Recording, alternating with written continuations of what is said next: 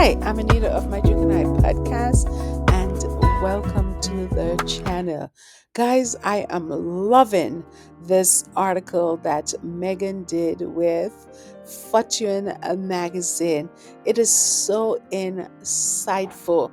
Let us get into this article, but first, let's read the title. So it says here, Duchess Meghan's new podcast focuses on startup founder life at a moment of market turbulence. And you can see it says Fortune, and I'm reading the um, archive version because it is straight to the point and it doesn't have all these commercials. So I'm not going to just read this word for word verbatim because it will take too much time. But basically, what this article said is that, given that we're going through some tariff war right now, the person who conducted the interview asked Meghan if that would have affected her business, her, has her as ever products, and Meghan said that as of this moment right now, her products are being made in the United States. So that's new information to me right now, because what this is telling me that Meghan is very patriotic. It is telling me that her products are made here in the United States. I had no idea that was the case. So that is really nice to know. Guys, by the way, too, Kamala really told us, okay?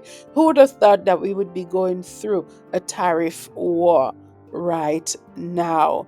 Okay? So, also, too, Meghan talked about how she wanted to make the products that she has, her jams and the honeys and the teas and what have you, accessible to, the consumers out there. And also, too, she wanted to make it. Here you can see here that she says she wanted to make it look prestige as well, more prestige. you know when you look at her products, they do look beautiful. It looks well presented.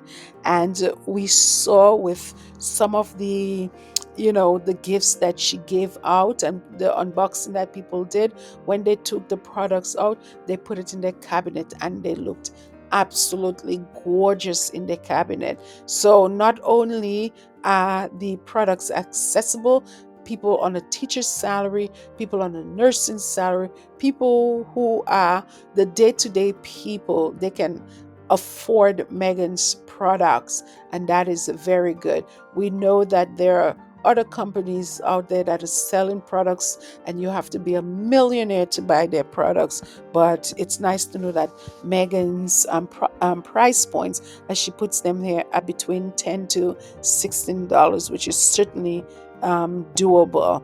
Okay, so absolutely, we're loving the fact that these prices are not out of the world. They are reasonable for sure.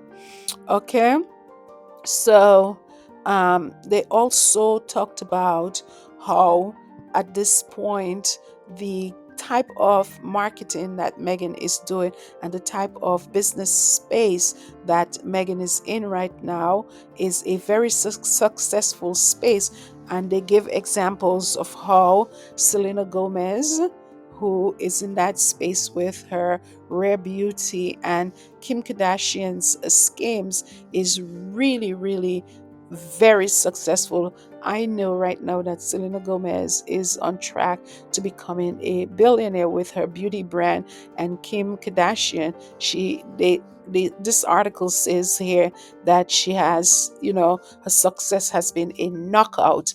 That's what they said right here. You can see with these schemes that she has. And we know that she didn't start out easy. She had some setbacks. So we know that Meghan had to change her brand name from American Riviera Orchard to now as Ever. So, sometimes we have to pivot. Sometimes what we try doesn't always work out. Sometimes we have to change our plan up, but that doesn't mean that your brand is going to fail. It just means that You just need to change the way that you had intended, and you need to be a little bit more flexible. And that is what Meghan did, and she explained it perfectly with American Review Orchard, where the products were very limited.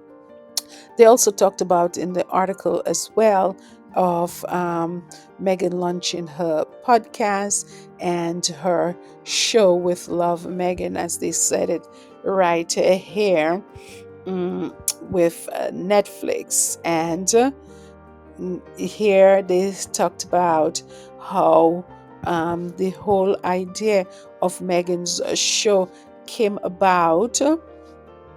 The Meghan sending jam to the CEO of Netflix and the content creator of Netflix, Bella Bajaria, and they told her that she really need to show how she makes these products, and eventually it became, you know, she ended up with the show with Love Megan. Here you see, it says it here. And here you can see it says Netflix Bajaria said, "You need to teach people how to do this." And from that moment, she was very excited about the possibility of a show, said Megan.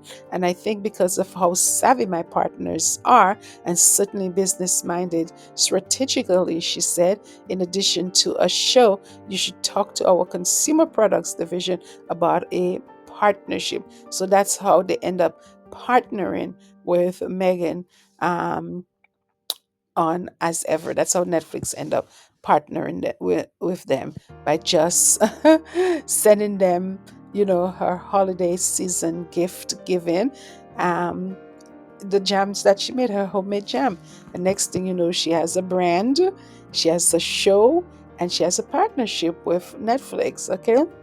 So I gathered from the article as well that it seems like they're looking at a good 5 to 7 year trajectory with this brand, the partnership with Netflix and Megan. So Megan said here she can't speak of the specifics of the terms of the deal that she has with Netflix, but here she said we're very, very much in harmony on how we see the growth of this and the trajectory over the next 5 to 7 years of the business. Okay.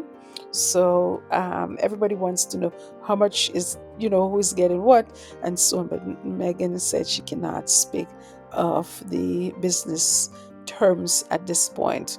So here they said here, it does seem like Megan sees the core audience for As Ever to be women, a through line to the podcast, which focuses specifically on female entrepreneurs at a time when they still receive single digit percentages of total venture funding. It's also a through line to her own angel investing for the past 5 years, which has primarily involved backing female founded companies like coffee brand Clever and women midlife health startup Midai. So this is, I think, it's a menopause. Let me just make sure I understand this. I think Midai. I gotta get into this. So they say here, Meghan revealed that she's an angel investor in the healthcare company Mida, which provides a virtual platform to help treat women experiencing menopause and other health related concerns. She joined the company's $63 million Series B round last March, a source close to the matter told TechCrunch. Okay, so that is what Beeline is. So I just got that there. Let me go back to where I was. Okay. So here she says here, women need to see that they can build. Certainly, women don't need to be afraid to talk about finance. Certainly not. And I think they're and I think the more financial literacy we have, the stronger we're going to be. Certainly, I sometimes I teach financial literacy to young people, and not so much about business, but how to open up a bank account, to get a credit card, and just the basic things and so on.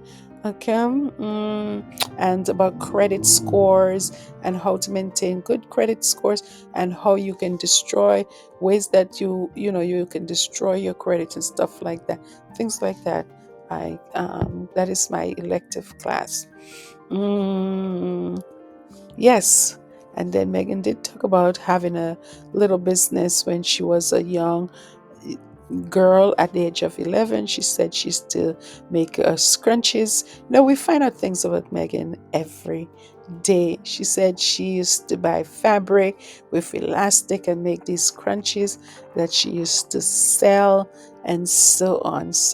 And she used to sew. She had a sewing machine. She'd take a little sewing machine out and make these little scrunchies and sell them. Here she says, here the article says she had 11. Megan's first business was scrunchies. I'd buy the remnants of fabric from the fabric store and elastics and use my little home sewing machine to make scrunchies and sell them.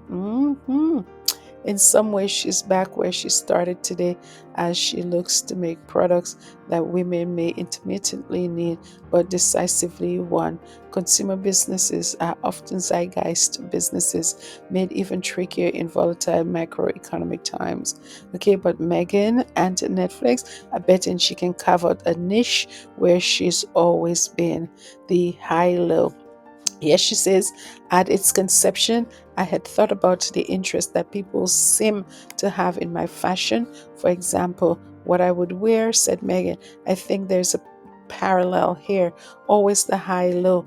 I always love things that present beautifully but didn't break the bank.